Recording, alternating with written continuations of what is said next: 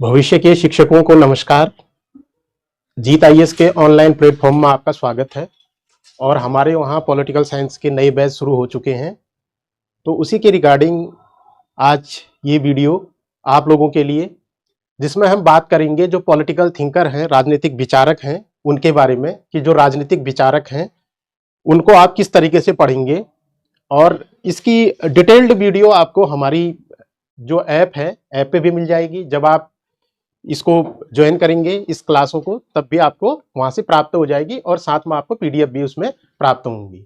ठीक है, तो हम बात करते हैं सबसे पहले प्लेटो को। तो प्लेटो की बात करते हैं, क्योंकि इस बार आप लोगों ने देखा होगा जो आपका सिलेबस है, सिलेबस आपका अलग अलग जो है यूनिट में विभाजित है। पिछली बार तक क्या होता था, पूरा सिलेबस आपका लगातार एक जैसा आता था, तो उसमें ये पता नहीं चलता था कि किस यूनिट से कितने प्रश्न आपके बनेंगे करके। इस बार आपका स्पष्ट रूप से विभाजन है। और दूसरा क्या है कि आपके जो प्रश्नों की संख्या है इस बार बढ़ा दी गई है। पिछली बार तक आपके 200 प्रश्न थे, इस बार आपके 150 के आपके कितने प्रश्न आएंगे, 300 प्रश्न आएंगे। तो ये मान के चलिए जब प्रश्नों की संख्या बढ़ेगी तो साथ में आपका क्या होगा कि जो भी यूनिट है या जो भी टॉपिक है उससे प्रश्न आने की प्रोबेबिलिटी जो है, संभावना जो है वो ज्यादा है, और कोई भी टॉपिक आपका छूटेगा नहीं। तो जो कुछ बड़े टॉपिक हैं, जैसे आपके जब हम पॉलिटिकल थिंकर की बात करते हैं तो उसमें कुछ बड़े टॉपिक हैं। बड़े टॉपिक जैसे प्लेटो है, अरस्तु है, तो ये टॉपिक थोड़े से बड़े हैं। जैसे वैसे ही आपका कार्ल मार्क्स है, तो कार्ल मार्क्स भी आपका बड़ा टॉपिक है। तो इस तरीके से जो बड़े टॉपिक हैं उनसे जो प्रश्न आने की संभावना है ज्यादा है। जैसे आप लोगों ने पिछली बार भी देखा होगा, एक टॉपिक था स्वतंत्रता, उससे 3 या 4 क्वेश्चन बने थे आपके। तो इस बार भी आपका, क्योंकि इस बार यूनिट में विभाजित है, दूसरा इससे जो है जो क्वेश्चन है आपके ज्यादा संख्या है क्वेश्चनों की, प्रश्नों की संख्या बढ़ गई है। तो प्रश्नों की संख्या बढ़ने के कारण आपके प्रश्न भी क्या आएंगे, ज्यादा आएंगे। ठीक, तो थोड़ा सा हम एक जनरल व्यू प्लेटो के बारे में लेते हैं और इसकी आपकी डिटेल्ड जो पीडीएफ है, वीडियो है, वो आपको हमारे ऐप में मिल जाएगी। तो हम प्लेटो की बात करेंगे सबसे पहले। तो जैसा कि आप लोगों को पता है, जो प्लेटो है, प्लेटो का जो जन्म है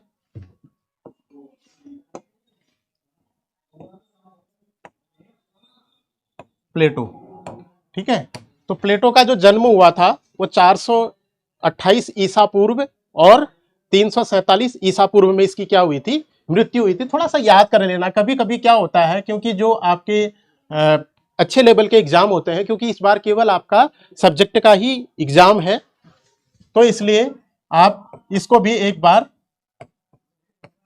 428 ईसा पूर्व और उसके बाद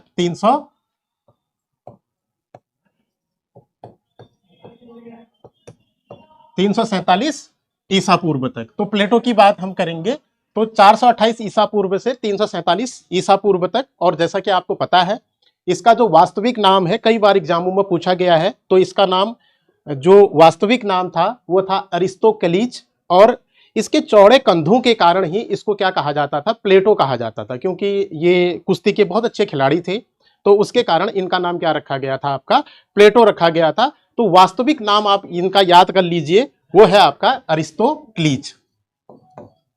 जो इनका वास्तविक नाम था,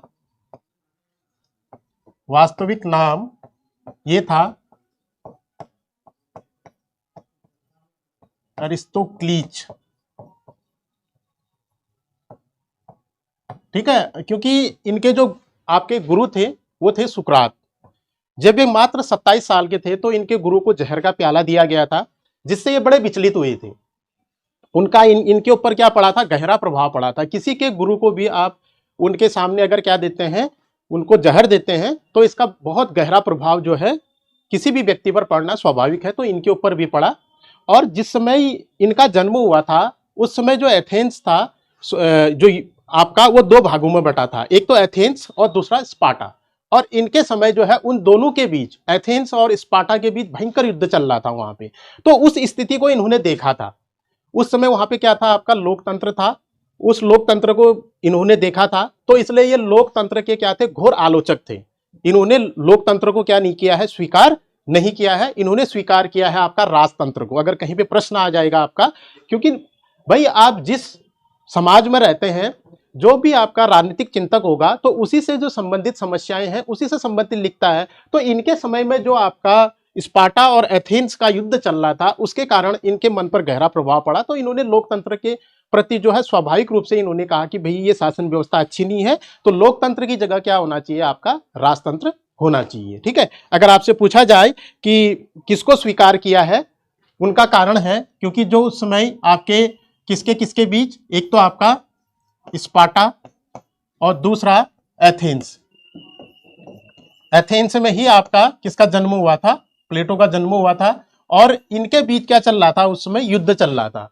तो उस समय यहाँ पे लोकतंत्र था, लोकतंत्र की समस्याएं इनके द्वारा देखी गई थी, तो ये लोकतंत्र के आलोचक थे और इन्होंने किसको स्वीकार किया था, आपका राजतंत्र को। किसको स्वीकार किया था, राजतंत्र। अगर आपसे पूछा जाए किस प्रकार की शासन व्यवस्था जो आपके प्लेटो हैं वो स्वीकार करते हैं, तो आप लिखेंगे वो राजतंत्र को क्या करते हैं, स्वीकार करते हैं, राजतंत्र को स्वीकार करते हैं। तो ये भी आप इसमें लिखेंगे। ठीक है, तो राजतंत्र को इन्होंने क्या किया, स्वीकार किया। और इसके बाद अगर आप पढ़ें तो इनकी 3 किताबें, जैसा कि हमने कहा था, बहुत ही ज्यादा फेमस है 3 किताबें। एक उसमें रिपब्लिक है, एक उसमें क्या है, द स्टेट्समैन है, एक क्या है, लॉज है। तो 3 किताबें इनकी क्या है, आपकी बहुत फेमस हैं। तो उनके बारे में आपसे प्रश्न पूछे जाते हैं अक्सर। तो 3 किताबें, क्योंकि अब मैंने कि जैसे कि कहा कि आपके अलग अलग जो यूनिट वाइज है आपका सिलेबस बांट दिया गया है, तो अलग अलग यूनिट से अलग अलग जो प्रश्नों की संख्या है वो अलग अलग होगी। पिछली बार तक क्या था, सिलेबस आपका कंबाइंड था, तो कुछ टॉपिक आपके छूट जाते थे। इस बार जो पेपर बनेगा, क्योंकि जो भी पेपर बनाएंगे उनको बताया जाएगा कि आपके उसमें 5 यूनिट है, 6 यूनिट है, ये सारे 6 यूनिट से ही आपको क्या करना है, आपका जो क्या करना है, तैयार करना है। ठीक है, तो इसको क्या करना है, आपका तैयार करना है सिलेबस को, या आपका प्रश्न पत्र तैयार करना है, तो उसी हिसाब से आपका क्या बनेगा, प्रश्न पत्र बनेगा। तो सबसे पहला जो इनकी बुक है, बहुत फेमस बुक है, तो इनकी हम किताबों के बारे में बात करेंगे। जो इनकी किताब है, जो इनकी क्या है, आपकी बुक्स हैं, तो बुक्स के बारे में बात करते हैं। बुक्स, तो जो इनकी फेमस बुक है, एक तो है आपका रिपब्लिक। ठीक है, तो एक है इनकी रिपब्लिक बुक, ठीक है, और दूसरा है द स्टेट्समैन, और तीसरा है द लॉज। तो 3 किताबें हैं, स्टेट्समैन दूसरी बुक, और तीसरी है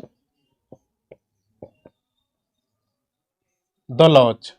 ठीक है, रिपब्लिक, स्टेट्समैन और द लॉज, तो 3 किताबें हैं। अब हम रिपब्लिक की बात करें तो अगर आपसे पूछा जाए इसमें किस प्रकार का शासन व्यवस्था की बात जो है प्लेटो करता है, तो वो करता है आपका दार्शनिक राजा। किसकी बात करता है, यहाँ पे कैसा शासन होगा, आपका दार्शनिक राजा का क्या होगा, शासन होगा। किस वाले में, आपके रिपब्लिक वाले में। अगर हम स्टेट्समैन की बात करें तो इसमें आपका मिश्रित राजा की बात करता है, या मिश्रित राज्य की बात करता है, मिश्रित राज्य की बात करता है। और जो आपका द लॉज है, और द लॉज में वो क्या करता है, वास्तविक राज्य की बात करता है, वास्तविक राज्य की बात करता है। तो 3 प्रकार से आपका प्रश्न पूछा जा सकता है कि भाई जो रिपब्लिक है उसमें किस प्रकार का शासन है, स्टेट्समैन में किस प्रकार का शासन है, और द लॉज में किस प्रकार का शासन है। तो तीनों आपको याद रखने हैं, ये भी आपका प्रश्न वहां पे बन सकता है। एक और चीज इसमें पूछा जाता है, तो बहुत कॉमन है, कई सारे परीक्षाओं में आ सकता है, आया है, जो यूकेपीएससी है, पहले भी जब असिस्टेंट प्रोफेसर का आपका जो पेपर हुआ था लास्ट टाइम, एक ही बार हुआ अभी तक उत्तराखंड में, तो उसमें पूछा था कि इसमें से कौन सी किताब प्लेटो की है जिसका उपशीर्षक न्याय है, तो वो उपशीर्षक इसका क्या है, न्याय है। ये भी आपको क्या रखना पड़ेगा, याद रखना पड़ेगा, उपशीर्षक क्या है इसका, न्याय है। ठीक है, ये बहुत महत्वपूर्ण है, इससे जो है आपका बहुत प्रश्न आता है, बहुत महत्वपूर्ण है। और एक ये इसका जो है, जो अक्सर पूछा जाता है कि ये उसका वास्तविक नाम क्या है, अरिस्टोक्लीज, पूछा गया है कई परीक्षाओं में। एक किस प्रकार की शासन व्यवस्था को स्वीकार करता है, राजतंत्र को स्वीकार करता है। और जैसा कि मैंने आपको बताया कि इसका राजतंत्र को स्वीकार करने का कारण क्या है, क्योंकि उस समय इसने इनका गृह युद्ध देखा था वहां पे स्पार्टा और एथेंस के बीच, इसी का प्रभाव क्या पड़ा, प्लेटो पर पड़ा, और इसी के कारण इसने राजतंत्र को स्वीकार किया, और ये लोकतंत्र का क्या है, आपका आलोचक है। ठीक है, और 3 किताबें हैं, रिपब्लिक, स्टेट्समैन और द लॉज। और ये जो आपका क्या है, लॉज का इसका वास्तविक राज्य है, इसको बाद में जाके जो आपका कौन है, अरस्तु है, अरस्तु ने उसको स्वीकार किया था और इनको स्वीकार नहीं किया था। तो जो वास्तविक राज्य है इसको स्वीकार किसके द्वारा किया गया था, बाद में जाके अरस्तु के द्वारा किया गया था। तो ये कुछ कॉमन चीजें हैं, ये आपको इनकी किताबों से पता होनी चाहिए, क्योंकि एक ही एग्जाम है, एक ही परीक्षा है, तो क्वेश्चन पेपर भी बहुत अच्छा बनेगा। अच्छा क्या बनेगा, मतलब कहने का मतलब है जो पेपर बनेगा, क्योंकि उसका स्टैंडर्ड क्या होगा, थोड़ा सा हाई होगा जो पिछली बार की तुलना में आया है। तो इसलिए क्या है, थोड़ा सा समझ विकसित कर कीजिए। जैसे आप किसी थिंकर को पढ़ते हैं तो उसको 3 भागों में बांटिए। एक, उसके बारे में बेसिक जानकारी। बेसिक जानकारी क्या होती है, उसका जन्म कब हुआ था, ये जरूर याद रखना, क्योंकि कई बार ऐसे प्रश्न भी आते हैं कि इसको क्रम से लगाइए करके, क्योंकि जो पहले सिलेबस था वो अलग था, अब का सिलेबस थोड़ा सा अंतर हो गया है उसमें। जैसा कि मैंने कहा कि उसमें जो आपका सिलेबस है वो सिलेबस कैसा है, आपका यूनिट वाइज बांट दिया गया है, तो प्रश्न भी आपके यूनिट वाइज बटेंगे अब, कि इतने प्रश्न जो है इस यूनिट से देने हैं और इतने प्रश्न जो है इस यूनिट से देने हैं। तो इसी हिसाब से आपकी क्या होनी चाहिए, तैयारी भी होनी चाहिए। तो ये आपको पता होना चाहिए, क्योंकि क्रमिक रूप से उसको लगाना आना चाहिए। जैसे अभी बीपीएससी का एक पेपर हुआ था, तो बीपीएससी में एक प्रश्न पूछ दिया गया था कि इनको क्रम से लगाइए। क्रम से किसको लगाइए, जैसे मैं नेक्स्ट पेज में जाता हूं, जैसे आपका था कि एक तो था सुकरात, सुकरात, और दूसरा था उसमें प्लेटो, ठीक है, एक था उसमें आपका अरस्तु, एक था उसमें सिकंदर। तो इनको क्रम से लगाना था, तो ये बीपीएससी में पूछा था। ठीक है, आप लोगों को पता होगा। तो सबसे पहले सुकरात, सुकरात के शिष्य प्लेटो, प्लेटो के शिष्य अरस्तु, अरस्तु के शिष्य जो है सिकंदर। तो इसलिए जो है आपको बेसिक चीजें क्या होनी चाहिए पता है। जैसे मैं आपको प्लेटो पढ़ा रहा हूं, तो प्लेटो के बारे में बेसिक जानकारी पता होनी चाहिए, क्योंकि हम क्या करते हैं कि उनके जितने भी आपके क्या हैं विचार हैं वो तो पढ़ लेते हैं, लेकिन हम उनकी बेसिक जानकारियां छोड़ देते हैं। बेसिक जानकारियां उनसे संबंधित क्या क्या चीजें हैं, जैसे ये पूछा जा सकता है कि प्लेटो के गुरु कौन से, भाई सुकरात थे, या प्लेटो के शिष्य कौन थे, अरस्तु थे, ये भी आपसे पूछा जा सकता है। इसके अलावा इनका जन्म कहां पे हुआ था, ये भी पूछा जा सकता है। और दूसरा ये पूछा जा सकता है कि भाई कि जो आपके प्लेटो हैं, प्लेटो का वास्तविक नाम क्या है। तो इस तरह के प्रश्न भी आपसे पूछे जा सकते हैं, क्योंकि बेसिक और चीजें तो हम पूछ लेते हैं, जैसे इनका न्याय का सिद्धांत, ये जो है जो वो तो आसान है, लेकिन जो है उससे संबंधित जो प्रश्न बनते हैं वो प्रश्न आप कैसे तैयार करेंगे, तो वो चीजें मैं आपको बता रहा हूं यहाँ पे। ठीक है, तो ये इस तरह से भी आप इसको देख लीजिएगा। तो एक बार उसका जन्म थोड़ा थोड़ा आपको याद होना चाहिए कि अरस्तु से पहले कौन था, सुकरात से पहले कौन था, या सुकरात के बाद कौन था, इस तरीके से। जैसे आप मिल पढ़ेंगे, जैसे आप कार्ल मार्क्स पढ़ेंगे, थोड़ा सा उसका पता होना चाहिए कि किस समय ये क्या हुए थे, ये दार्शनिक हुए थे। उसके बाद हम उसको क्या करेंगे, अलग अलग भागों में आपका क्या करेंगे, बांटेंगे। ठीक है, तो ये बात हो गई। अब बात करते हैं कि भाई इनकी अध्ययन पद्धति क्या है, ये बड़ा महत्वपूर्ण है, इसको जरूर देख लीजिएगा, इससे भी प्रश्न बनते हैं आपके। अब बात करते हैं इनके अध्ययन पद्धतियों के बारे में। 3 किताबें, तीनों किताबों की विशेषताएं मैंने आपको लिखा दी हैं, तो ये आप जरूर देखिएगा। तो इसकी जो आपकी अध्ययन पद्धतियां हैं, इनके बारे में बात करते हैं। अध्ययन पद्धति कौन सी पद्धति थी, इनकी अध्ययन पद्धति थी आपका, ये कई बार इस प्रश्न में पूछा जा चुका है, निगमनात्मक।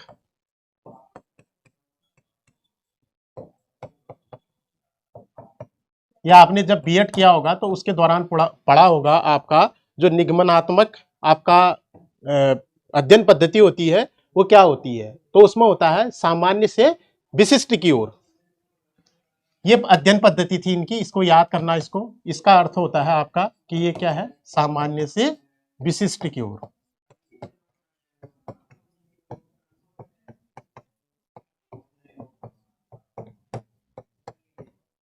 सामान्य से विशिष्ट की ओर, सामान्य से विशिष्ट की ओर का मतलब है कि पहले सामान्य चीजें पढ़ेंगे, फिर उसके बाद उसके विशिष्ट रूप में जाएंगे। जैसे हमने कहा कि भाई आपका जो पक्षियां हैं, सभी पक्षियां उड़ते हैं, लेकिन जो शतुरमुर्ग है वो नहीं उड़ता है, तो उसका वो विशिष्ट रूप है। ठीक है, एक तो कॉमन चीजें हैं, लेकिन एक उसमें से भी उसकी क्या है, वो विशिष्ट रूप है। तो सामान्य से विशिष्ट की ओर ये आप इसको क्या रखेंगे, याद रखेंगे। इसके बाद भी बहुत सारे आपके क्या है, सिद्धांत हैं जो ये इसमें ये क्या करता है, प्रयोग करता है अपनी लेखन शैली में, इस अपनी अध्ययन पद्धति में। जैसे इसकी जो है द्वंद्वात्मक शैली भी इनकी विशेषता है। कई बार ये प्रश्न पूछा जा सकता है, निम्नलिखित में से कौन सी प्लेटो की अध्ययन पद्धति की विशेषता नहीं है, तो आपको याद रखना पड़ेगा। ये तो आपका क्या है, निगमनात्मक है। इसके बाद अगर हम कहें तो इसका जो द्वंद्वात्मक शैली है, ये भी इसकी क्या है, आपकी विशेषता है। द्वंद्वात्मक, आपने पढ़ा होगा द्वंद्वात्मक भौतिकवाद कार्ल मार्क्स का। ठीक है, जो कार्ल मार्क्स का द्वंद्वात्मक भौतिकवाद है, कार्ल मार्क्स ने हीगल से लिया था, और हीगल ने किनसे लिया था, प्लेटो से लिया था। तो सबसे पहले अगर आप बात करें कि जो ये द्वंद्वात्मक आपकी क्या है शैली है, इसका अध्ययन किसके द्वारा किया गया था, आपका प्लेटो के द्वारा किया गया था। ठीक है, तो द्वंद्वात्मक भी आप इसकी बात करेंगे।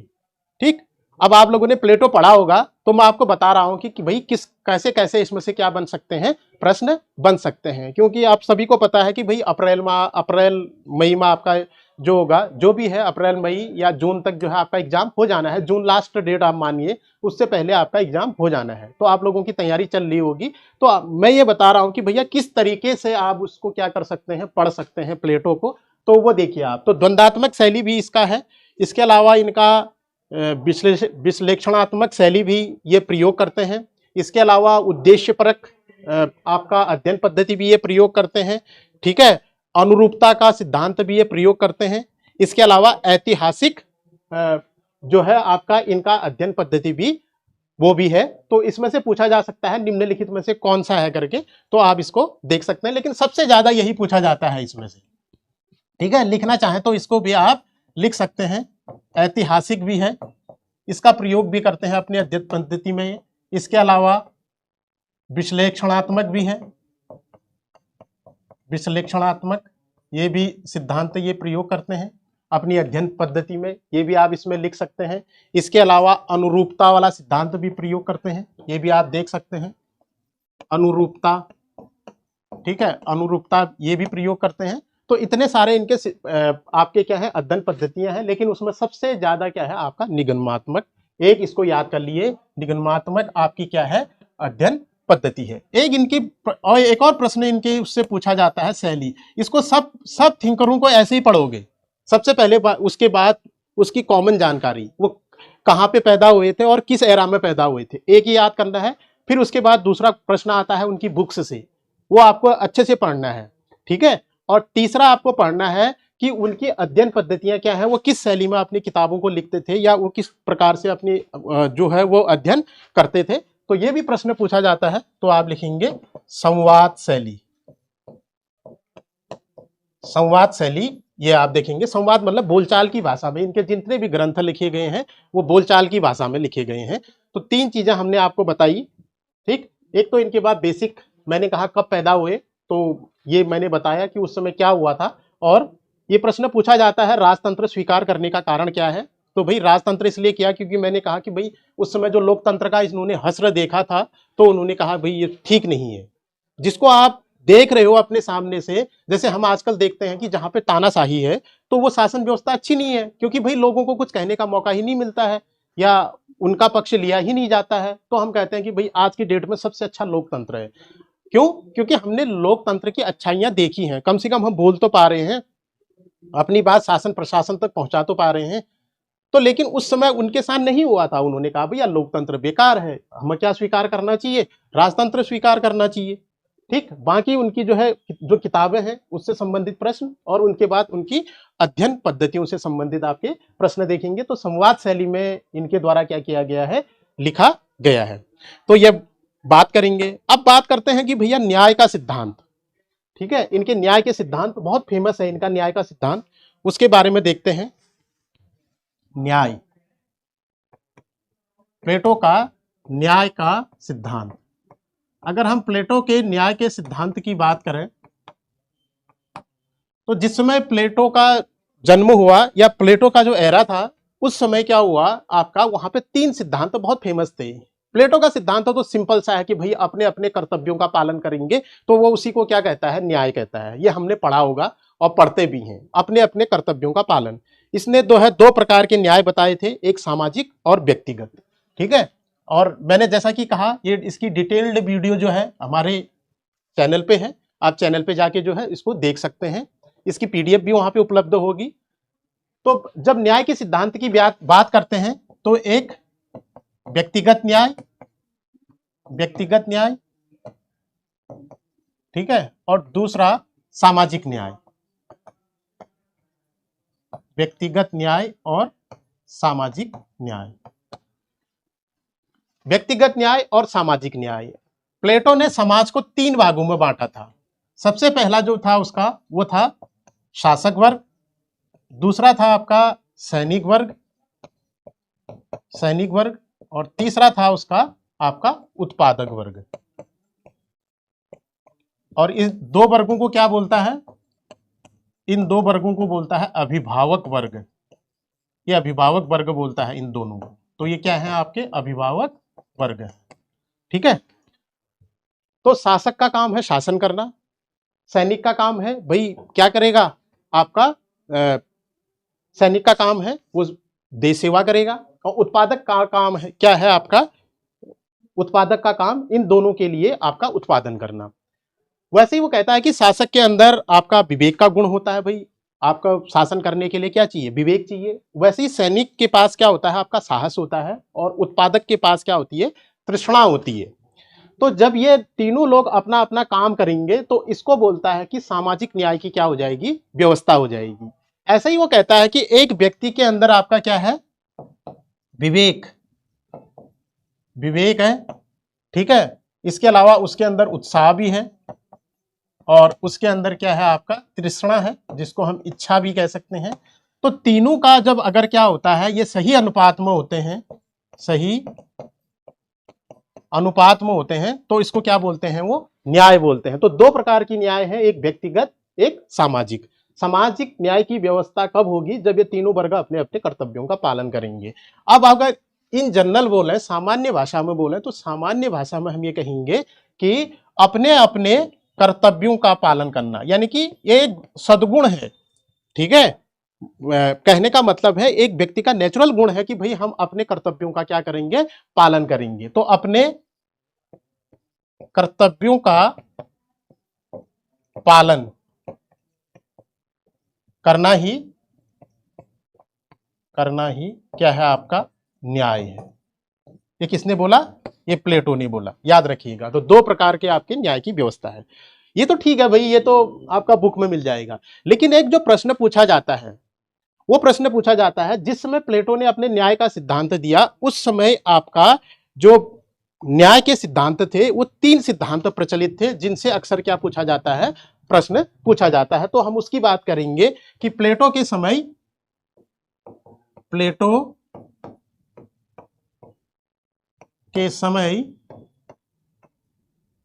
3 न्याय के सिद्धांत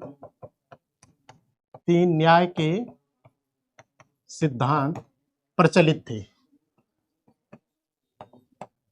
3 न्याय के सिद्धांत प्रचलित थे। कौन कौन से थे, एक जो पहला सिद्धांत था आपका वो था आपका परंपरागत सिद्धांत। एक एक करके देखते हैं। परंपरागत सिद्धांत, ठीक है। अब जो ये परंपरागत सिद्धांत आपका था, ये परंपरागत सिद्धांत के अंदर भी 2 सिद्धांत थे, एक आपका सिफालिस का, एक पॉलीमार्कर्स का। एक ये दोनों प्रश्न पूछे जाते हैं कि न्याय का, ये आपको देखो यही काम नहीं करेगा जो ये सिफालिस है, इनकी परिभाषा आपका जो न्याय का जो हम सिद्धांतों की बात करेंगे, जब हम थ्योरी पढ़ेंगे पॉलिटिकल थ्योरी, तो वहां पर एक टॉपिक है आपका न्याय, ठीक है। तो न्याय के बारे में ये अवधारणा, परंपरागत अवधारणा क्या है, तो उसमें 2 नाम आ जाएंगे, एक सिफालिस का आ जाएगा, एक पॉलीमार्कस का आ जाएगा, ठीक है। मार्कस, इस इनका सिद्धांत आ जाएगा, एक सिफालस का, एक पॉलीमार्कस का। सिफालस क्या कहते हैं भाई? सत्य बोलना और दूसरे के ऋण को चुकाना ही न्याय है कहते हैं। क्या कहते हैं? सत्य बोलना एवं दूसरे के ऋण को चुकाना, दूसरे के ऋण को चुकाना ही न्याय है। सत्य बोलना और दूसरे के ऋण को चुकाना ही किसने कहा है? सिफालस ने। वैसे भी आपसे परिभाषा पूछी जा सकती है। पॉलीमार्कस कहते हैं कि भाई कोई भी व्यक्ति है उसके साथ उचित व्यवहार करना ही आपका क्या है? न्याय है। क्या कहते हैं? किसी भी व्यक्ति के साथ उचित व्यवहार करना ही न्याय है। उचित व्यवहार करना ही न्याय है। तो दोनों चीजें आप इसमें देख सकते हैं। तो पहला सिद्धांत हमारा क्या हो गया? परंपरागत सिद्धांत। तो ये परिभाषाएं आपकी वैसे भी पूछी जा सकती हैं। तो प्लेटो के समय 3 न्याय के सिद्धांत प्रचलित थे। तो पहला सिद्धांत है आपका परंपरागत सिद्धांत, और उसके अंदर 2 नाम आपके बहुत फेमस हैं, सेफालस और पॉलीमार्कस का। तो ये परिभाषाएं वैसे भी परीक्षा में पूछी जाती हैं और कई सारे एग्जामों में आई भी हैं। तो आप इनको देख लेंगे कि इससे क्या होता है करके। ठीक है, तो पहला सिद्धांत जो है परंपरागत है, और दूसरा है आपका क्रांतिकारी सिद्धांत। दूसरा है क्रांतिकारी सिद्धांत। दूसरा सिद्धांत है आपका क्रांतिकारी सिद्धांत। देखिए, क्रांतिकारी सिद्धांत में आपका एक नाम बहुत फेमस है, जो है थ्रेसीमैक्स। थ्रेसीमैक्स। अब इनकी भी परिभाषा पूछी जाती है, थ्रेसीमैक्स की, और बहुत बार परीक्षाओं में आई है। तो थ्रेसीमैक्स का सिद्धांत है शक्तिशाली का हित ही क्या है? न्याय है। क्या कहा इन्होंने? शक्तिशाली का हित ही न्याय है। शक्तिशाली का हित ही क्या है? न्याय है। तो दूसरा सिद्धांत था आपका क्रांतिकारी, और तीसरा सिद्धांत था वो था आपका व्यवहारिक सिद्धांत। तीसरा जो सिद्धांत था वो था व्यवहारिक सिद्धांत। तो व्यवहारिक सिद्धांत आपका क्या है? प्रचलन में था। तो पहला क्रांतिकारी आपका कौन सा सिद्धांत? परंपरागत। दूसरा क्रांतिकारी जिसमें थ्रेसीमैक्स है, और तीसरा सिद्धांत है आपका व्यवहारिक सिद्धांत। इसमें एक बहुत फेमस आपका कोटेशन है, न्याय भय का शिशु है। किसने कहा था? वो कहा था आपका ग्लूकॉन ने। ये भी पूछा जाता है, न्याय भय का शिशु है। न्याय भय का शिशु है। किसने कहा था? ये कहा था आपका ग्लूकॉन ने। याद रखना इसको, न्याय भय का शिशु किसने कहा था? तो ये कहा था आपका ग्लूकॉन ने। और ये जो तीनों सिद्धांत हैं, इनका जो है प्लेटो ने खंडन किया था, और खंडन करने के बाद अपना एक नया क्या दिया था? सिद्धांत दिया था, जिसको उन्होंने कहा कि ये तीनों सिद्धांत सही नहीं है कहा था।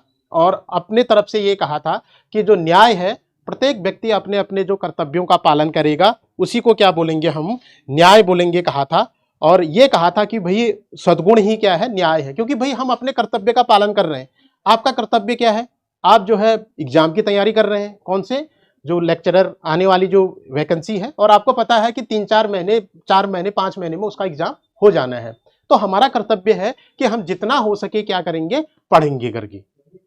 ठीक है, और जितना हम उसको अध्ययन कर सकते हैं तो हमारा कर्तव्य है। अगर ये प्लेटो कहता था कि भाई अपना अपना कर्तव्य का हम क्या करेंगे? पालन करेंगे। तो इसके लिए कोटेशन आता है, सद्गुण ही न्याय है। ये किसने कहा है? तो ये प्लेटो ने कहा है। तो ये भी याद रखेंगे, प्लेटो ने क्या कहा है? सद्गुण ही न्याय है। ठीक है, ये कहा था प्लेटो ने। अब देखो, हमने कितने सारी परिभाषाएं इसमें न्याय की पढ़ ली।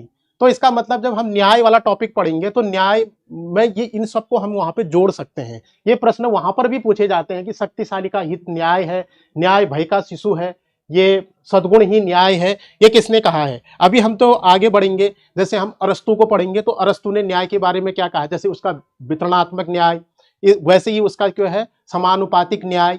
ठीक है, तो ये सारी चीजें किसने कही हैं, ये अरस्तु ने कही हैं। तो हम केवल न्याय ही नहीं पढ़ रहे हैं, या केवल हम क्या नहीं पढ़ रहे हैं, आपका ये थिंकर ही नहीं पढ़ रहे हैं, क्योंकि भाई जब हम क्या पढ़ेंगे, इनके जो है थ्योरी वाला पार्ट पढ़ेंगे तो थ्योरी वाले पार्ट को हम ऐसे पढ़ सकते हैं कि उसमें जो अलग अलग आपके थिंकर हैं, अब जो हमारे उसमें नहीं भी हैं तो वो भी हमको क्या करने पड़ेंगे, पढ़ने पड़ेंगे। क्यों, क्योंकि भाई उन्होंने कुछ ना कुछ तो उसके बारे में कहा ही है। आप ये नहीं कह सकते हैं, जैसे हॉब्स ने कुछ बोल दिया, संप्रभुता के बारे में बोल दिया, आप ये थोड़ा कह सकते हो कि हमारे उसमें हॉब्स नहीं है, हमारे उसमें लॉक नहीं है, आप ये नहीं कह सकते हैं, आपको पढ़ना पड़ेगा। ठीक है, तो आपको देखना पड़ेगा। और आप लोगों को पता है कि भाई एक ही परीक्षा है और मात्र एक दिन का क्या है आपका परिश्रम है, और उस दिन जो है ईश्वर से प्रार्थना करना कि आपका दिन सही रहे।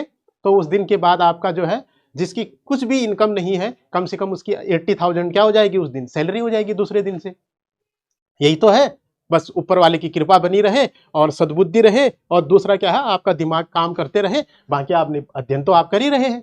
ठीक है, तो ये सारी चीजें जो है कंबाइंड होती हैं, तो उस दिन सिलेक्शन हो जाता है, और आप लोग पढ़ेंगे तो सिलेक्शन क्यों नहीं होगा। ठीक, तो थोड़ा सा आप देखिए कि किस तरीके से हम किसी थिंकर को क्या कर रहे हैं, पढ़ रहे हैं। एक तो उसने जो कहा है ठीक है, एक जो उसके साथ साथ जो रिलेटेड क्वेश्चन है, जैसे हम प्लेटो का न्याय का सिद्धांत तो पढ़ दिया, लेकिन भाई इतने सारी चीजें क्या पढ़ी हमने उसके साथ, अगर हम इसको उसके साथ पढ़ेंगे तो न्याय से कुछ भी आ जाए, क्योंकि ये हमारे यही काम नहीं आ रहे हैं, जो हमारा न्याय वाला टॉपिक है वहां भी काम आ रहे हैं, क्योंकि उससे भी एक प्रश्न आना है, एक उससे आना है। अब इससे आपने कहा कि जैसे प्लेटो की परिभाषा आ गई, न्याय सद्गुण है, सद्गुण ही न्याय है।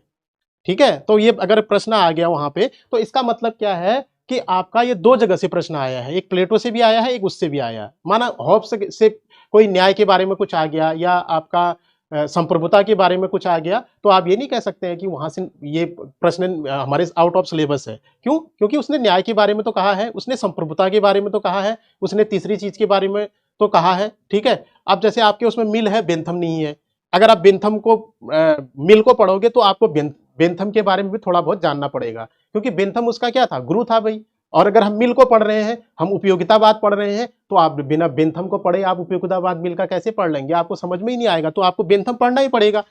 ठीक है, तो थोड़ा पता करना पड़ेगा भाई ये उपयोगितावाद के बारे में क्या कहते हैं करके। ठीक है, तो वो अपने गुरु को तो क्या कर देते हैं, छोड़ देते हैं। जो कहते भी हैं कि भाई मैं ऐसा व्यक्ति हूं जो अपने पीटर से ही क्या हो गया, अलग हो गया, मैं अपने पीटर की ही बात नहीं मानता हूं, कहते हैं मिल। तो आप थोड़ा बहुत जानना पड़ेगा भाई ये बेंथम क्या है, क्या कह रहा है, ये किसके बारे में, उपयोगितावाद के बारे में। ठीक है, चलिए आगे बढ़ते हैं। तो सद्गुण ही न्याय है, किसने कहा, प्लेटो ने कहा।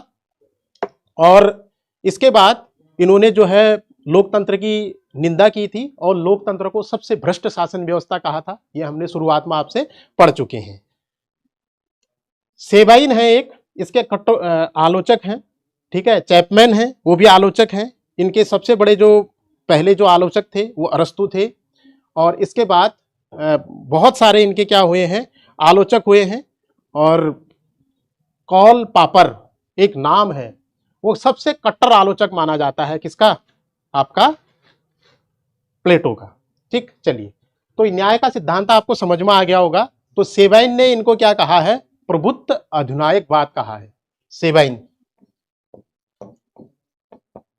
सेबाइन ने इन्हें क्या कहा है, प्रभुत्व अधिनायकवाद। अधिनायकवाद एक तरीके से क्या है, आपका तानाशाही है, उसको ही बोलते हैं अधिनायकवाद।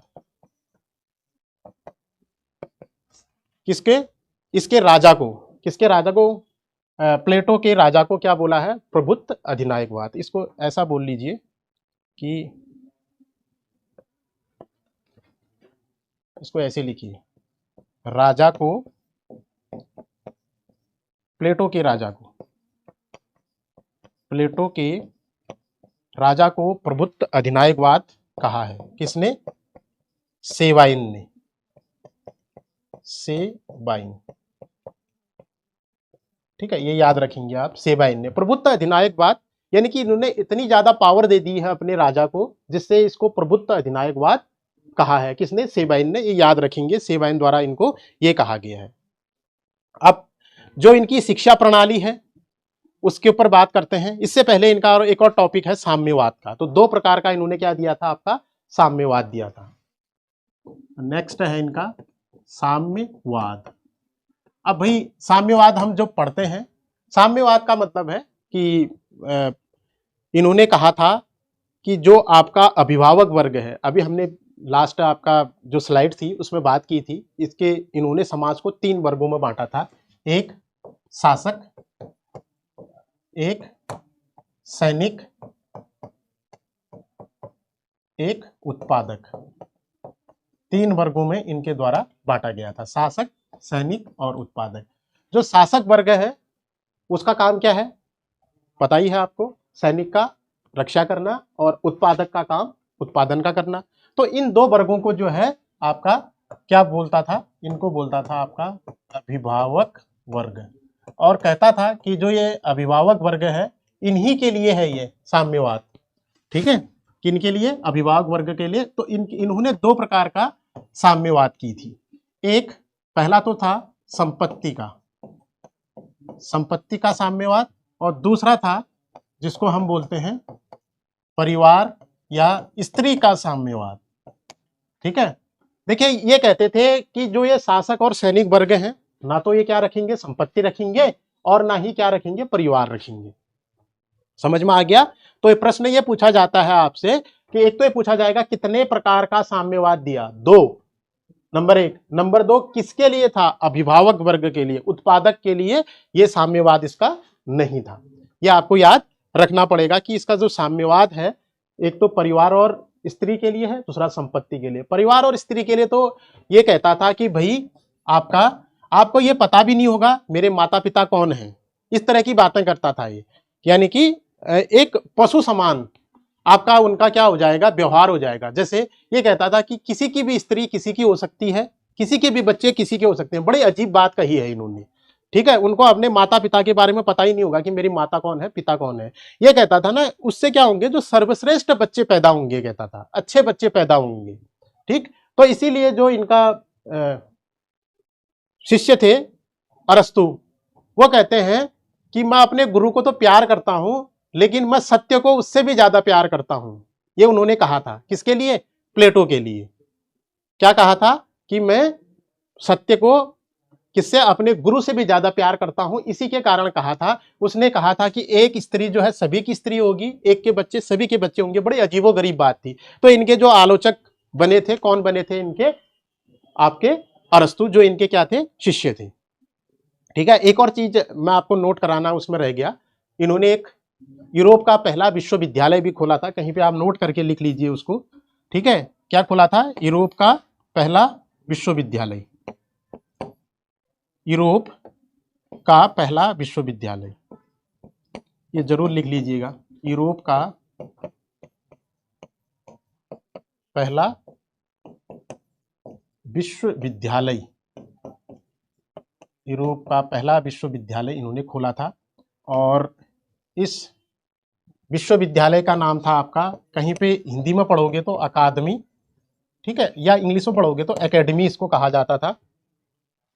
अरस्तु इसी विश्वविद्यालय का पढ़ा हुआ बच्चा था, और ये अरस्तु को अकादमी का जो है, एकेडमी का जो भी कहे, इसका मस्तिष्क कहते थे। ठीक है, प्लेटो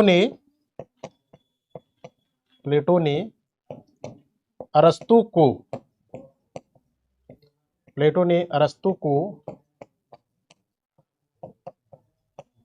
अकादमी का मस्तिष्क कहा है। अकादमी का मस्तिष्क कहा है। किसने? प्लेटो ने। ठीक, तो ये आप इसको याद रखिएगा।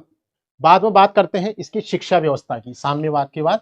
नेक्स्ट इनका है शिक्षा व्यवस्था। एक प्रश्न बहुत पूछा जाता है शिक्षा व्यवस्था पे। ये तो पता है आपको भाई कि इन्होंने अपनी शिक्षा व्यवस्था को 2 भागों में बांटा था। एक प्राथमिक शिक्षा, एक उच्च शिक्षा। प्राथमिक ठीक है, जो 6 से 20 वर्ष तक होती थी। और उसके बाद दूसरा उच्च शिक्षा, उच्च शिक्षा। तो उच्च शिक्षा होती थी आपकी कब? ये होती थी 20 से कहां तक? 50 वर्ष तक। ठीक है। एक्चुअली जो आपकी अरस्तु के द्वारा जो शिक्षा व्यवस्था दी गई, वो कहते थे कि जो प्राथमिक शिक्षा होगी, ये संगीत की शिक्षा देने वाले पहले क्या थे? व्यक्ति थे। कहते थे बच्चों को नाच गाने से पढ़ाना चाहिए। देखो आज भी हम उसको अडॉप्ट किए हैं। आप देखेंगे जो छोटे बच्चे हैं, प्ले स्कूल है, उनके प्ले स्कूल खुले हैं। प्ले स्कूल मतलब बच्चे खेलते कूदते नाचते गाते सीखेंगे। तो इन्होंने ये कहा था कि ये प्राथमिक शिक्षा जो है 6 से 20 साल तक होगी। और यहाँ पे कहते थे कि जो प्राथमिक शिक्षा है वो सभी के लिए थी। सभी के लिए मतलब आपका किसके लिए? स्त्रियों के लिए भी थी। ठीक।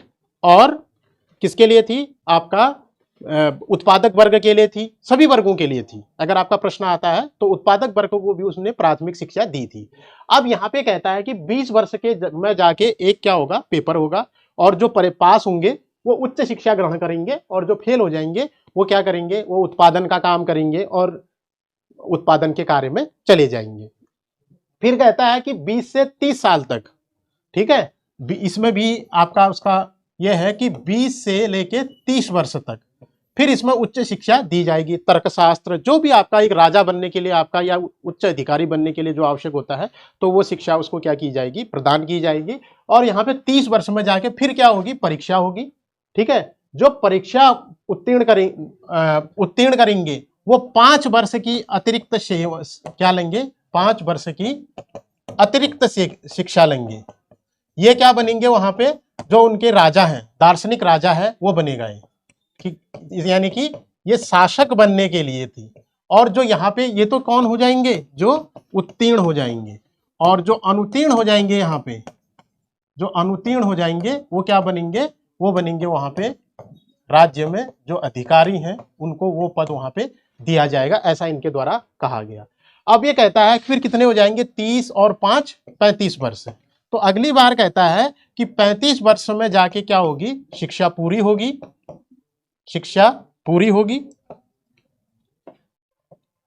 शिक्षा पूरी होगी। ठीक है। और पूरी होने के बाद जब शिक्षा पूरी हो जाएगी 35 वर्ष में, तो उसके बाद 15 वर्ष की क्या हो जाएगी? आपकी 15 वर्ष की व्यवहारिक। अब कहता है कि भाई तुमने जो है केवल क्या पढ़ी है? बुक्स पढ़ी हैं, तो आप 15 वर्ष की क्या करोगे? शिक्षा ग्रहण करोगे। तो 30 और 5 वर्ष की अतिरिक्त शिक्षा 35, और उसके बाद 15 वर्ष की व्यवहारिक शिक्षा। तो कितने हो गए? 20 से 50 वर्ष हो गए। ठीक है। तो इस तरीके से ये शिक्षा व्यवस्था इन्होंने की है। लेकिन इसमें जो प्रश्न बनता है, ये तो सिंपल चीज है, ये आप बुक्स में भी देख लोगे सब जगह। इसमें यह बोला जाता है कि जो जो अक्सर प्रश्न पूछा जाता है कि जो प्लेटो की शिक्षा व्यवस्था थी वो राज्य द्वारा नियंत्रित थी। इसको जरूर याद कर लेना कि प्लेटो की शिक्षा व्यवस्था, प्लेटो की शिक्षा व्यवस्था राज्य नियंत्रित थी। ठीक है। राज्य नियंत्रित थी। एक बेसिक अंतर भाई, जो आपके प्लेटो थे, प्लेटो जो है आपके क्या करते हैं? स्त्री को आपका क्या देते हैं? समान दर्जा देते हैं। और जो अरस्तु है इनके शिष्य, वो कहते हैं कि प्लेटो जो स्त्री है वो निम्न दर्जे की है। असमानता को स्वीकार करने वाले व्यक्ति हैं आपके अरस्तु। जब हम स्वतंत्रता और के बाद समानता टॉपिक पढ़ते हैं तो प्राकृतिक असमानता को स्वीकार करते हैं। वो कहते हैं कि भैया जो निम्न है निम्न है, स्त्री जो है अच्छी नहीं है, स्त्री जो है पुरुष से क्या है? कमतर है, उसका विकास पुरुष के साथ ही हो सकता है, कहते हैं। ठीक है। तो इसलिए जो है आपका इन्होंने पुरुष को जो है उच्च दर्जा दिया है, स्त्री को निम्न दर्जा दिया है। किसने? अरस्तु ने। याद रखिएगा, असमानता को स्वीकार करने वाला व्यक्ति है कौन? अरस्तु। और समानता को स्वीकार करने वाला व्यक्ति है कौन? प्लेटो। दोनों में अंतर है। ये प्रश्न पूछा जाता है। इन्होंने कहा है भाई नहीं, स्त्री और पुरुष जो क्या है आपके वो बराबर हैं, स्त्री पुरुष अलग अलग नहीं है। ठीक। लेकिन अरस्तु कहते हैं दोनों में अंतर है भाई, स्त्री अलग है, पुरुष अलग है। ठीक। स्त्री को क्या करना चाहिए? घर का काम काज, चूल्हा चौका करना चाहिए। ये अरस्तु बोल रहे हैं, मैं नहीं बोल रहा हूं, ठीक है। तो इसको आप ध्यान रखिएगा। तो इन्होंने ये कहा है, ठीक है। तो प्लेटो की जो आपकी शिक्षा व्यवस्था थी वो क्या थी? राज्य द्वारा नियंत्रित थी, राज्य का नियंत्रण था। हमारे वहां क्या है? हमारे वहां राज्य भी नियंत्रित करती है और कुछ जो है प्राइवेट इंस्टीट्यूशन भी है। आप जिस चीज के लिए पढ़ रहे हैं वो शिक्षा व्यवस्था राज्य द्वारा नियंत्रित होती है। राज्य उसके लिए क्या करती है? आपका पैसा खर्च करती है। अब जो प्लेटो है, प्लेटो ने दो प्रकार के राज्य की बात की है, एक तो आदर्श राज्य, एक दार्शनिक राज्य। इसका जो दार्शनिक राज्य का कॉन्सेप्ट है वो किसने अडॉप्ट किया है? ये इसके शिष्य अरस्तु ने भी अडॉप्ट किया है। तो दोनों में क्या अंतर है, दोनों को मैं बता देता हूं यहां पे। एक तो है आपका इसका आदर्श राज्य और एक है दार्शनिक राज्य।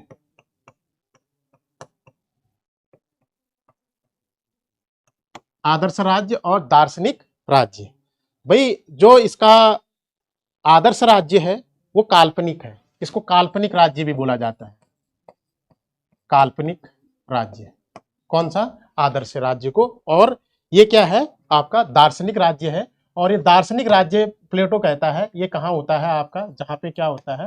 राजतंत्र होता है। क्योंकि राजतंत्र को प्लेटो द्वारा क्या किया गया है? आपका स्वीकार किया गया है और कहता है कि ये जो है आपका राजतंत्र वहां पे होता है। देखिए इन्होंने जो इनका तो ये तो ठीक है, इनका ये वाली शासन व्यवस्था बहुत अच्छी है, ठीक है, जो वास्तविक है। ये वास्तविक आपका जो हमने क्या कहा था, इन्होंने जो द लॉज में इन्होंने जो आपको क्या किया है आपका, जिसका वर्णन किया है, और उसी को जो है इसको जो है अरस्तु ने स्वीकार किया था बाद में, इसको स्वीकार नहीं किया था। ये क्यों है? काल्पनिक है, इसलिए इसको जो है अधिनायकवाद कहा जाता है। यानी कि आप किसको सपोर्ट कर रहे हो? तानाशाह को सपोर्ट कर रहे हो, इसी कारण कहा जाता है, इसके आदर्श राज्य के कारण। इसने बहुत ज्यादा अधिकार इसको दे दिए और कहा कि भाई आप जो है अपने राजा का क्या नहीं कर सकते हो? विरोध नहीं कर सकते हो। इसमें कहा था कि राजा का कोई विरोध नहीं हो सकता है, राजा का विरोध नहीं हो सकता। अब भाई राजा का विरोध नहीं हो सकता है तो इसका मतलब क्या है? आपका राजा कैसा हो गया? आपका राजा हो गया कैसा? तानाशाह, डिक्टेटरशिप को आप सपोर्ट कर रहे हैं। इसलिए इनको भाई जो अधिनायकवाद का क्या कहते हैं, समर्थक बोलते हैं या कहते हैं फांसीवादी है।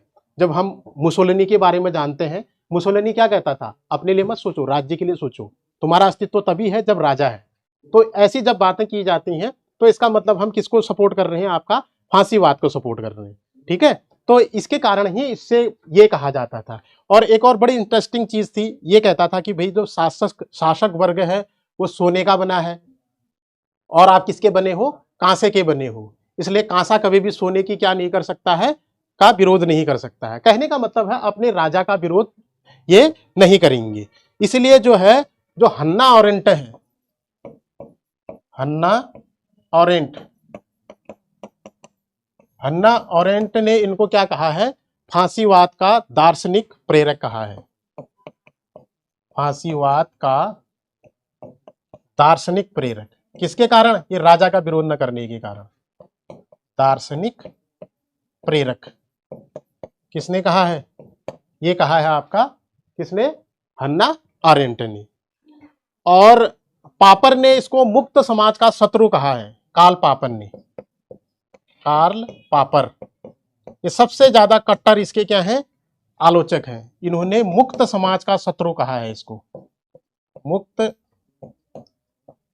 समाज का शत्रु। ये प्रश्न पूछे जाते हैं, मुक्त समाज का शत्रु कहा है इसे, क्योंकि इसमें समाज मुक्त नहीं हो सकता है। क्यों?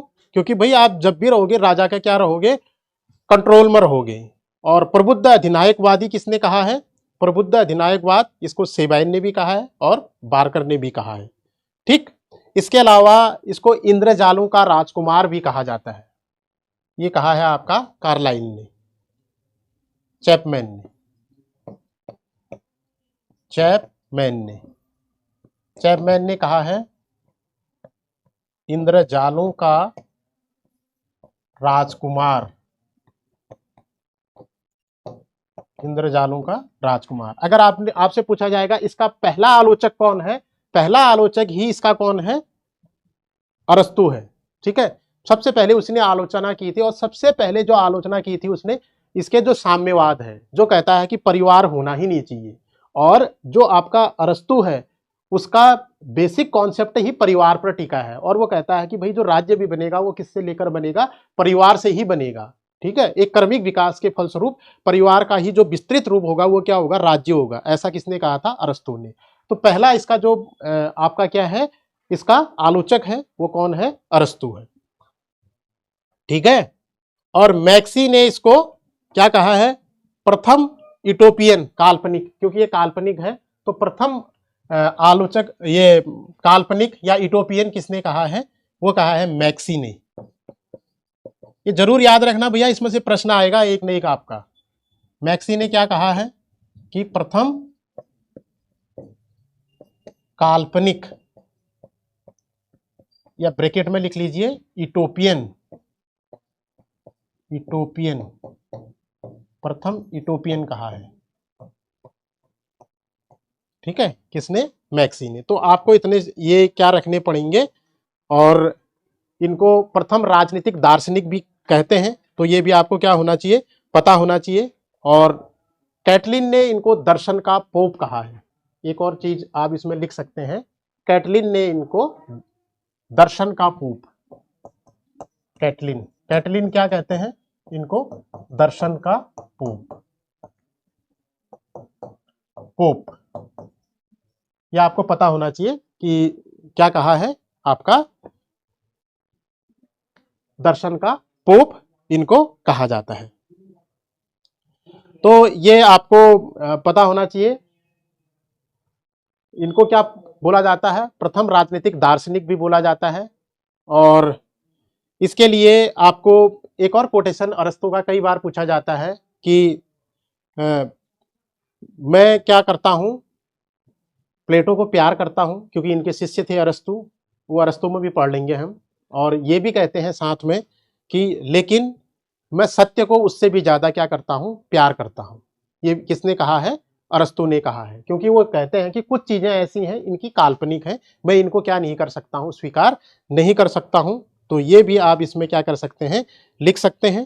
तो ये था, तो इसको आप क्या कर लीजिएगा, लिख लीजिए।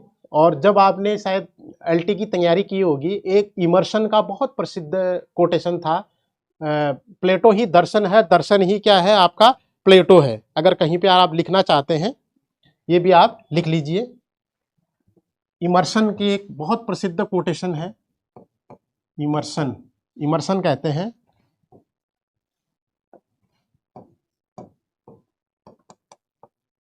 दर्शन ही प्लेटो है,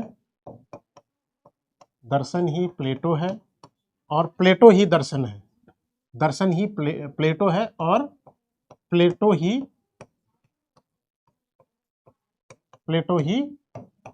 दर्शन है। और साथ में अरस्तु वाली जो मैंने आपको बताई थी, ये भी लिख लीजिए। मैं क्या करता हूं, प्लेटो को प्यार करता हूं, लेकिन उससे भी ज्यादा जो मैं सत्य को उससे भी अधिक प्यार करता हूं। मैं प्लेटो को, क्योंकि ये कौन कहते हैं, मैं प्लेटो को प्यार करता हूं, अपने गुरु को सभी प्यार करेंगे, लेकिन सत्य को उससे भी अधिक प्यार करता हूं, उससे भी अधिक प्यार करता हूं। तो ये है भाई प्लेटो। तो इस तरीके से इसमें से क्या बनेंगे, आपके प्रश्न बनेंगे। तो आपको समझ में आ गया होगा। और बाकी इसकी जो डिटेल्ड वीडियो है वो हमारे चैनल पे भी है, और इसको आप देख सकते हैं। मैंने जैसे बताया कि आप किसी भी थिंकर को किस तरीके से पढ़ेंगे, तो ये आपको क्या होना चाहिए, पता होना चाहिए। अब जो नेक्स्ट टॉपिक है आपका वो है अरस्तु का, इन्हीं के शिष्य हैं। तो हम बात करेंगे किसके बारे में, अरस्तु के बारे में, अरस्तु। ठीक है, अरस्तु के बारे में बात करेंगे। जैसे कि हमने कहा कि राजनीति विज्ञान का क्या कहते हैं, अरस्तु को जनक कहते हैं। पहली बार इन्होंने ही क्या किया था, आपका अरस्तु ने ही इसको आपका राजनीति विज्ञान का क्रमिक रूप से क्या किया था, आपका अध्ययन किया था।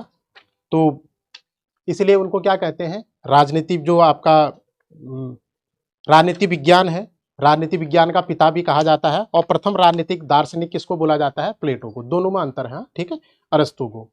अब हम बात कर रहे हैं तो एक बार थोड़ा सा इनका जो सन है वो भी आप इसमें देख लीजिए कि कब से कब तक ये रहे थे। तो 384 ईसा पूर्व में इनका जन्म हुआ था और 322 तक रहे। 384 ईसा पूर्व से 322 ईसा पूर्व। जब इतनी सारी चीजें पढ़ रहे हैं तो ये भी आप इसको पढ़ लें, ठीक है। तो ईसा पूर्व जो है आपका इनका क्या हुआ था, जन्म हुआ था अरस्तु को। और इनको क्या बोला जाता है, राजनीति विज्ञान का जनक बोला जाता है। इसके अलावा इनको तर्कशास्त्र का जनक बोला जाता है, संगीत का जनक बोला जाता है, तुलनात्मक राजनीति का जनक बोला जाता है, बुद्धिमानों का गुरु कहा जाता है, सभी जानकारी का गुरु कहा जाता है। मैंने आपको शायद, अगर मैंने पहले आपकी कोई वीडियो मेरी देखी है तो उसमें एक और चीज इनके बारे में बड़ी फेमस थी, इनको सभी चीजें आती थी। उस समय जितना भी ज्ञान था वो सब का सब अरस्तु को आता था। मतलब ये कह सकते हैं कि एक तरीके से ये इंसाइक्लोपीडिया थे उस समय की। मतलब जो भी चीज थी उसमें, हालांकि ये किसके स्टूडेंट थे, साइंस के स्टूडेंट थे। इनके पिता उस समय जो है दरबारी चिकित्सक थे, तो उसका ज्ञान इनको जो है नैसर्गिक रूप से मिला। क्योंकि माता पिता जो होते हैं, जैसे हमारे माता पिता टीचर थे तो हमको शिक्षा विभाग से संबंधित ज्ञान मिल जाता है। कुछ छोटी छोटी बातें होती हैं, ऐसा होता है, वो होता है, ये होता है करके बहुत सारी चीजें हम सीख लेते हैं। जैसे ही जिनके घरों में आर्मी वाले होते हैं तो आर्मी से रिलेटेड उनको जो है जानकारियां पहले से ही पता होती हैं। ऐसी जिनके घरों में क्या होंगे, आपका सिविल सर्वेंट होंगे, जैसे आईएएस पीसीएस ऐसे लोग होते हैं, तो उनकी जानकारियां उनको पता होती हैं। तो सबकी जानकारियां सबको क्या रहती हैं, पता रहती हैं। तो अरस्तु को बोला जाता है राजनीतिक विज्ञान का जनक या राजनीति विज्ञान का पिता इनको कहा जाता है। क्या कहा जाता है, राजनीति विज्ञान का जनक एक। इसके अलावा तर्कशास्त्र का जनक, संगीत का जनक, इसके अलावा संविधानवाद का जनक, संविधानवाद का जनक। इसके अलावा ये आपका जो लास्ट टाइम एलटी हुई थी, एलटी की पेपर हुआ था, उस एलटी के पेपर में भी एक प्रश्न पूछा गया था, तुलनात्मक राजनीति का जनक किसे कहा जाता है, वो भी इन्हीं को कहा जाता है, तुलनात्मक राजनीति का जनक, तुलनात्मक राजनीति का जनक, ठीक है। तो इतनी सारी चीजें आपको आना चाहिए। और इसके अलावा इनको सभी, क्योंकि इनको सब कुछ आता था, मैंने कहा कि उस समय जो भी चीजें थी, इसलिए इनको बुद्धिमानों का गुरु भी कहा जाता है। क्या कहा जाता है, बुद्धिमानों का गुरु, ठीक है। ये भी याद रखिएगा, पूछा जाता है कई बार, बुद्धिमानों का गुरु या सभी जानकारियों का गुरु किसको कहा जाता है, वो कहा जाता है आपका अरस्तु को। मैंने कहा ना उस समय जितना भी नॉलेज था सबका सब किसको आता था, अरस्तु को आता था। एक प्रश्न बहुत पूछा जाता है भाई इनके बारे में, ये अक्सर आपका प्रश्न आता है कि अरस्तु ने राजनीति विज्ञान को क्या कहा है, ठीक है। ये प्रश्न याद रख लेना, बहुत महत्वपूर्ण है, कई परीक्षाओं में, लेक्चरर के पेपर में भी पहले आ चुका है। क्या कहा है अरस्तु ने, अरस्तु ने कहा है, इसको याद रखना, अरस्तु ने राजनीति विज्ञान को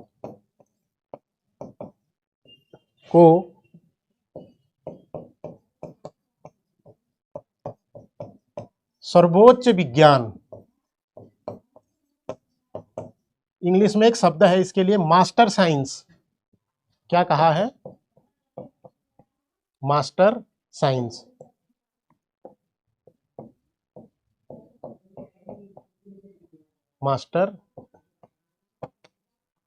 मास्टर साइंस कहा है। ये याद रखना, कई बार परीक्षाओं में पूछा गया है कि मास्टर साइंस। एक और प्रश्न इनसे संबंधित बहुत पूछा जाता है, इनको प्रथम राजनीतिक वैज्ञानिक किसने कहा है करके, वो कहा है मैक्सी ने।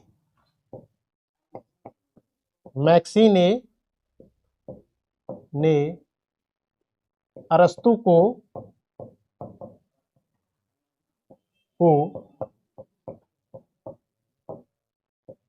प्रथम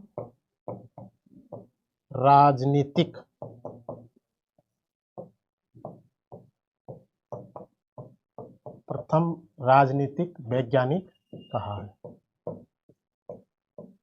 ठीक है, प्रथम राजनीतिक वैज्ञानिक कहा है किसने, मैक्सी ने। तो ये भी आपको याद रखना चाहिए। तो ये आपका आता है। देखो कुछ तो इसके बारे में बेसिक जानकारी होगी। और एक और स्कूल इनके द्वारा खोला गया था जिसको बोला जाता है लीशियम।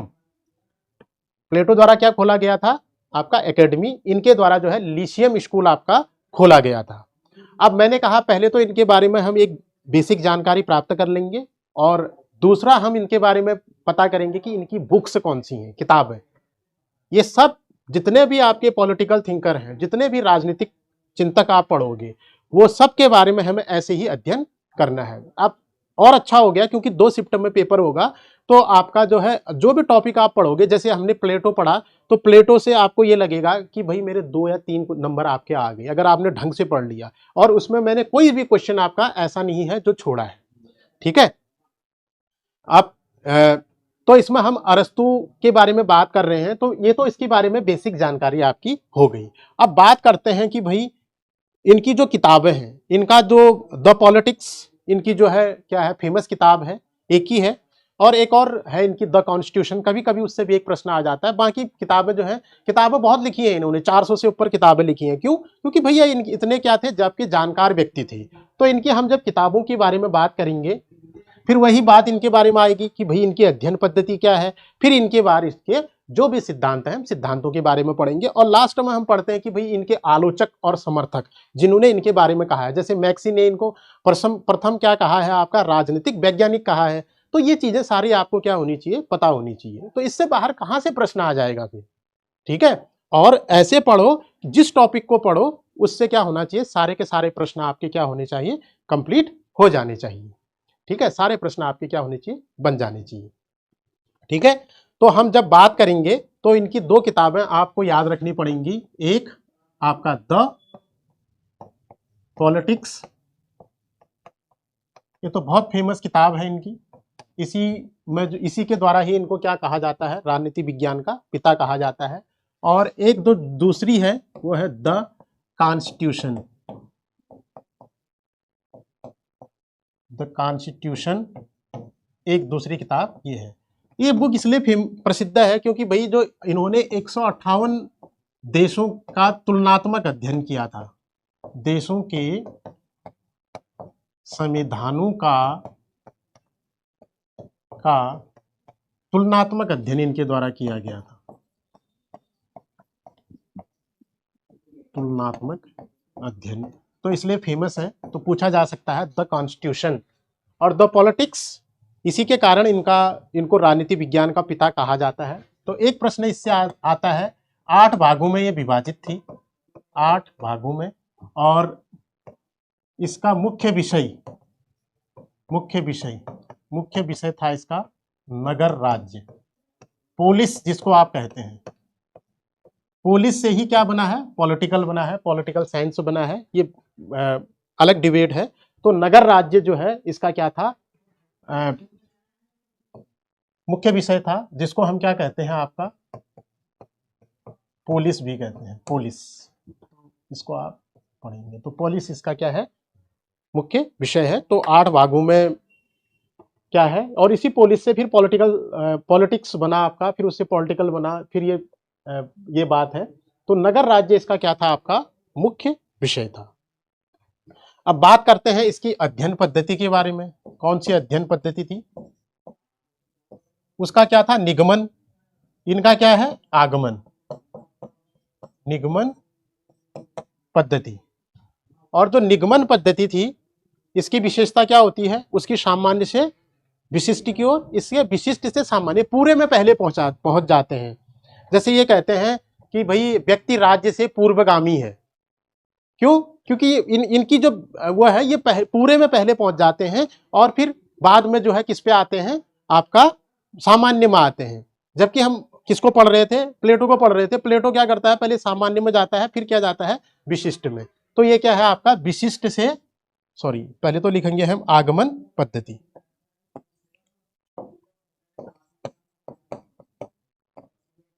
आगमन पद्धति, ठीक है। आगमन पद्धति को इन्होंने क्या किया था, आपका स्वीकार किया था। और आगमन पद्धति की विशेषता क्या होती है, विशिष्ट से सामान्य की ओर, विशिष्ट से सामान्य की ओर, विशिष्ट से सामान्य की,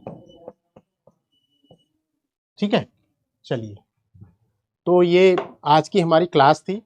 और जिसको हमारे ऑनलाइन बैच से जुड़ना है, जो भी विद्यार्थी हैं, आप भविष्य के शिक्षक हो, और आप जिसको भी पॉलिटिकल साइंस का कोर्स लेना है और हमारे जीत आईएएस ऑनलाइन प्लेटफॉर्म पे आप जुड़ सकते हैं। जो उसके कॉन्टैक्ट नंबर हैं, आप कॉन्टैक्ट कर सकते हैं। तो कल आपकी फिर से क्लास होगी, जो आपकी रेगुलर क्लास होती है, और आप उसमें जो आपका ग्रुप बना है, तो ग्रुप के माध्यम से आपको सूचित कर दिया जाएगा कि कितने बजे हैं। ज़रूर जुड़िएगा। तो कल भी हम जो है अरस्तु और इसके आगे जितने भी आपके थिंकर हैं, उसके बाद मिल हैं, उसके बाद कार्ल मार्क्स हैं, तो उनका अध्ययन करेंगे। तो फिर मिलते हैं। धन्यवाद। Thank you.